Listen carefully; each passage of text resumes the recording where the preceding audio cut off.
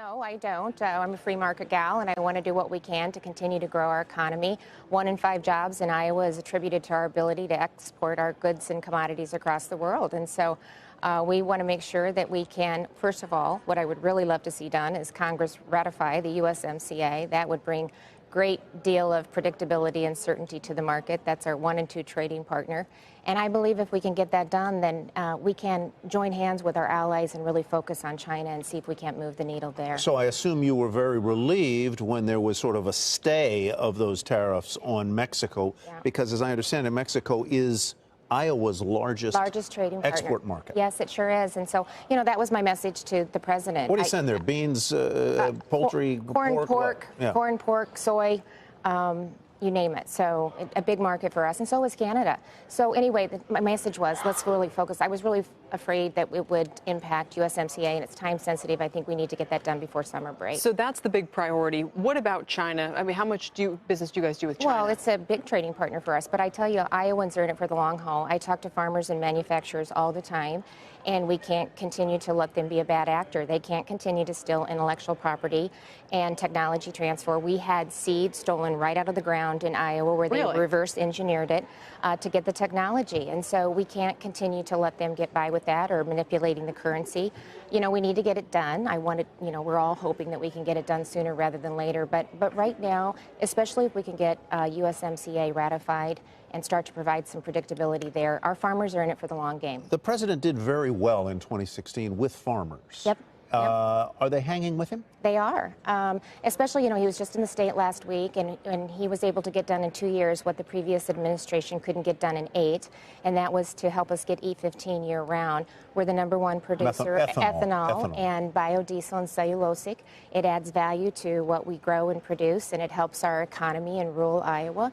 And there's tremendous opportunity around the globe to export ethanol and biodiesel, especially as more countries try to bring renewables into their portfolio. You're also on a campaign to get jobs to Iowa, get businesses to Iowa, get people to Iowa. Yeah. Why does that take this kind of effort? Well, I think sometimes there's a misconception about what Iowa is. And, you know, this is a great place to live, work, and raise a family. We have not only great opportunities there, but we have a great quality of life. And I think they forget about the amenities that we have. Or I would say, like great restaurants and, you know. Oh, sure. But tell me what your typical home price is. You know, 4-bed, 2-bath, 3-bath, that kind of thing. 200, 150, 200. I'll begin to cry now. There's your message. So There's your message. Please go check out This Is Iowa. That's our new campaign to really highlight the wonderful opportunities in Iowa. So we set up a real estate shop here in Manhattan, and New Yorkers came in off the streets, and they were just blown away with the amenities and the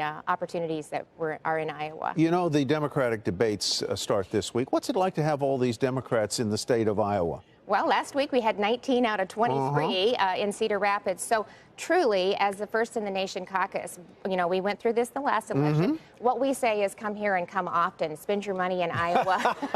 help grow our economy. Just fine. You don't care which party they're from. They come spend money. We don't, because it brings people to our state, and they get to see the great things that we have going on there. How do you make sure that you stay first?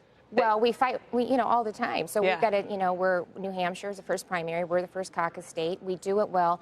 Iowans are very engaged in the political process. They know the issues. They ask the questions. You can campaign relatively cheap. You can have no money and still have an opportunity.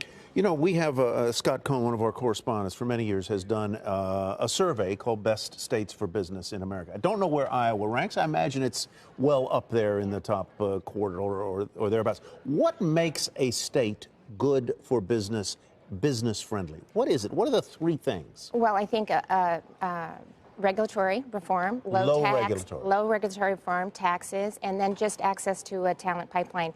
And really, that's right now, every business that I talk to, almost without fail, they're very optimistic about the future and projecting significant growth. And just our labor shortage right now is the biggest impact that we have. So we're looking at it from a holistic approach, but that's one of the reasons we're, you know, highlighting This Is Iowa to not only New York, but Denver and Dallas and San Francisco and just any place that we can reach out and say, hey, come check us out. This is a great place to do business. It's like a college coach recruiting. That's right. I'm out there doing my best every single day. I've got a phenomenal team that's doing it too, but check the video out. It's great. This is Iowa. Go to the website. All right, Governor, thank you very much. Thank you.